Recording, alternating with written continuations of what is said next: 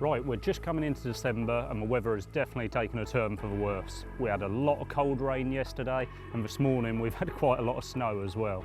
So all that ice water has gone into the lake, couple that with a nice easterly wind, and the fish aren't moving at all. So what we're going to do today, I'm going to show you how I fish maggots a few different ways, how changing your feeding on these different lines can keep bites coming throughout your session. I've set up 3 lines today. My first line's over across to the island, just a metre short, which is just at the bottom of the shelf, which I'm just going to kinder pot some maggots on early and hopefully get a few bites. And then I've got my 2 open water lines. My left-hand line towards the aerator is literally just going to be for kinder potting maggots, keeping your bait nice and tight, not feeding lots, and hopefully just keeping some fish ticking over mid-match. My right-hand line, however, that's going to be where I'm actually catapulting and loose feeding maggots. And I'm generally thinking I'm not going to catch on that too early, but when the fish actually start moving later on in the day, that's going to be my best line.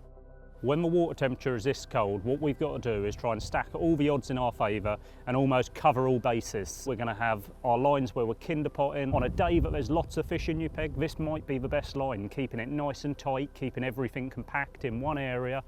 However, on other days where we're trying to bring fish into the peg, that's when the loose feeding will come into it. And this is also when you have to understand how the fish feed. So if generally the fish won't be sat on the bottom waiting for your bait to go in, they're usually in the upper layers or mid layers of the water. So that's when the loose feeding line can come into its own with a nice strung out light rig, and we're just keeping everything falling past them all the time. And we're trying to encourage them to go down and start feeding. As you can imagine, this time of year, we're not going to use large volumes of bait. So on our long line towards the island, we're just going to tap in like 10 maggots to start with and see if we get a response. I think that's the biggest thing, is this time of year, if we go too gun-ho at the start and pile loads of bait in, big pots, big pouches, potentially we could ruin our swim before we even start. So I'm going to tap 10 maggots in and just try and get that first indication, first fish in there, and then I can sort of gauge my day from there. I can increase the feed if I need to, I can cut it back, but that first bite is crucial.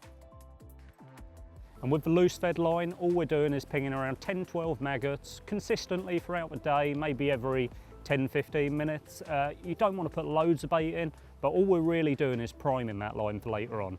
With this line, I'll generally leave it as late in the session as I can to try and give me the best chance of letting the fish get a bit more confident and get them moving in your peg. Because that's what we're going to do early, is we're just catching an odd fish early, going a fish at a time, 10 maggots here and there, and hopefully this is the line we're going to plunder them on later and actually get consistent bites. Accuracy on this line isn't the be-all and end-all.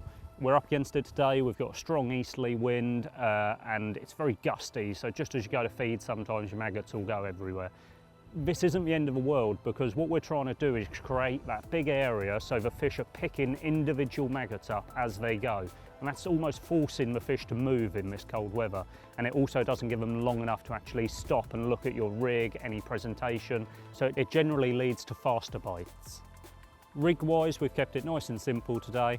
Every line has got a AS Carp 1 flow in 0.2 gram because it's a nice light flow, and we can string our shot out and give it a slow fall through the water, which should get us more bites. One of the big misconceptions I think people have with light rigs is you're trying to catch them through the water. In my head, that's not the case, especially on these shallow lakes. I want to catch them on the bottom, but these big, wily, smart F1s, they will just watch that bait fall through. So if anything doesn't look right, they'll just shy away. So we want it to look as natural as possible. Main line today is 016. Some might think that's quite heavy for this time of year. However, what I like about the 016 is it gives you a bit of rigidity through the water. A stiffer main line will push your hook bait away from your flow and just keep everything as straight as possible. Hook length wise, I'm keeping it very simple.